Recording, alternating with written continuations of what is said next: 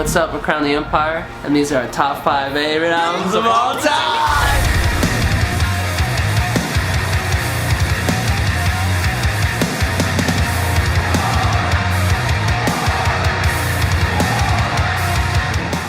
In no particular order, I start with American Idiot. When it came out by Green Day, it was like the first time people were playing rock that wasn't like kids bop sort of rock, and it was still like had that appeal to it that everybody, it was on the radio and stuff, but I was like, it said cuss words in it, and I was like, whoa, this is a big deal. It was like I feel rebellious listening to that, and so that was the beginning of the end, I think. The first album I actually ever bought, the Black Album by Metallica, pretty much taught me how to play drums. I was obsessed with that album and the whole documentary associated with it.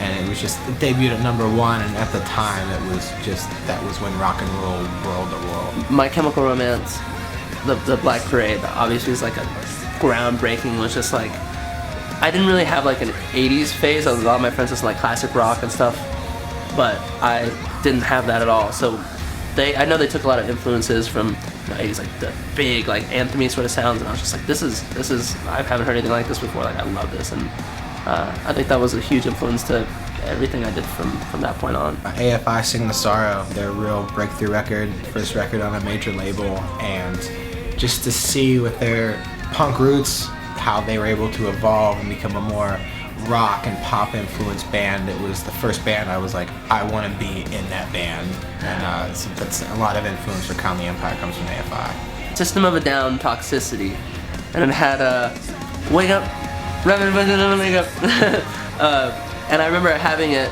and just playing that song over and over again, and then realizing, you know, as you kind of explore the album, it's just like, it was the first actual heavy thing that I'd ever heard, and I was like, this is cool, this is awesome, and I don't know, that was from that point on, I didn't listen to heavy music again until Under Oath was actually the next one on my list as well. It was the first time I saw like a young band, long haired, like first time I tried to grow my hair out after that, seeing their video. Under Oath is definitely on my list. No, that record has Reinventing Your Exit, Down Set Go, Blood Brush Red. It's like such a great album. There's some, I can't believe they're all on that same album. Yeah, but that one was just like, it gave it kind of a fresh spin on, you know, there's music being made right now that is, you know, completely different, and kind of drew from a lot of things that I thought were cool. So if I skip over their Only Chasing Safety, I guess another record in turn with that would be, I guess the first 2 used records. I guess I can't even pick one. I guess In Love and Death, they kind of found their sound more musically, and even as artists, if you watch the All I've Got video, it's just so cool, the whole storyline with them and the characters that they do.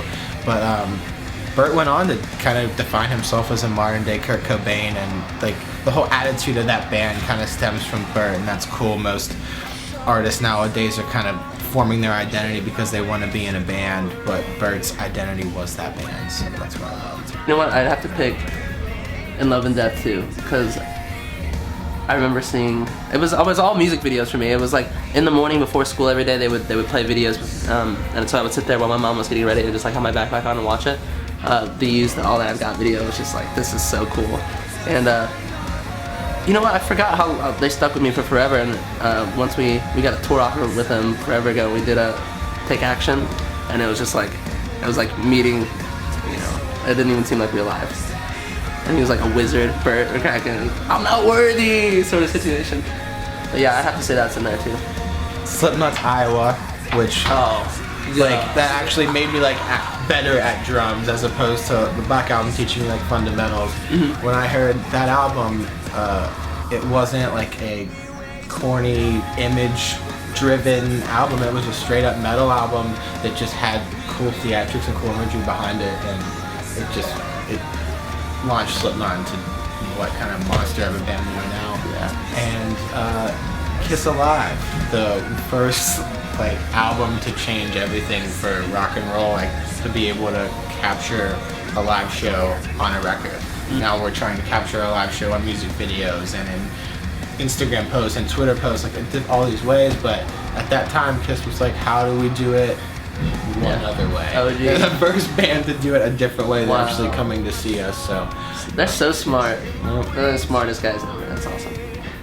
Yeah, oh yeah. That's it. That's 5 and 5. I'm the youngest and oldest members of Crown the Empire. I'm the youngest.